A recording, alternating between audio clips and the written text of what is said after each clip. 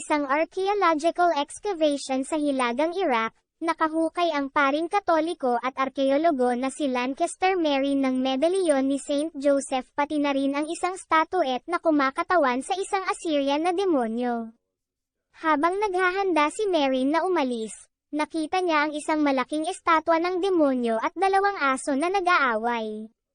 Sa Georgetown, Washington, D.C. Ang aktres na si Chris McNeil ay bida sa isang pelikulang idinirek ng kanyang kaibigan Burt Dennings. Si Chris, kasama ang kanyang 12 taong gulang na anak na babae na si Regan, ay umupa ng isang maayos na bahay na may mga katulong. Samantala, si Father Damien Carras, isang psychiatrist na nagpapayo sa Georgetown University Press, ay bumisita sa kanyang may sakit na ina sa New York. Ipinagtapat niya sa isang kasamahan na sa palagay niya ay hindi siya karapat-dapat sa kanyang tungkulin, na binanggit ang isang krisis ng pananampalataya.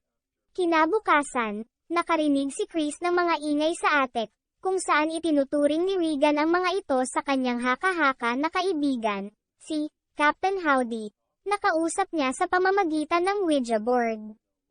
Sa isang lokal na simbahan, ang isang estatwa ni Maria ay natagpuang nilapastangan. Noong gabing iyon, nag-host si Chris ng isang party kasama ang kaibigan ni Carras, si Father Dyer, na nagpapaliwanag sa tungkulin ni Carras bilang tagapayo, binanggit na namatay ang kanyang ina kamakailan.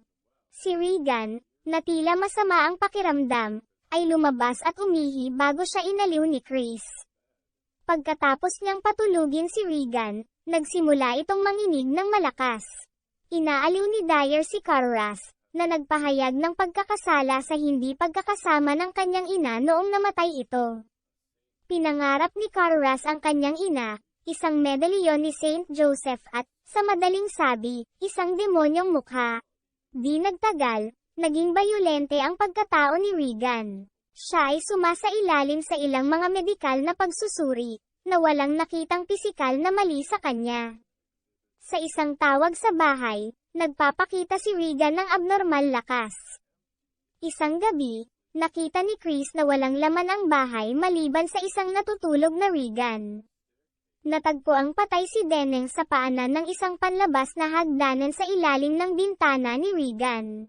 Ang homicide detective William Kinderman ay nagtatanong kay Carras, na nagtitiwala na ang ulo ni Dennings ay nakatalikod.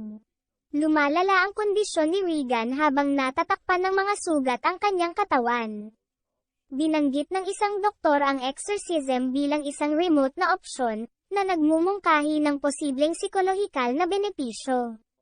Bumisita si Kinderman kay Chris, na nagpapaliwanag na ang tanging kapani-paniwalang paliwanag para sa pagkamatay ni Dennings ay itinulak siya mula sa bintana ni Regan. Sa pag-alis ng Kinderman, si Regan ay nagkaroon ng isa pang marahas na bagay at sinaksak siya ng isang krusipiho. Sa kakilakilabot ni Chris, ang may-ari na ngayong Regan ay lumingon sa likod at nagsalita sa boses ni Dennings. Nakakulong si Regan sa kanyang kwarto.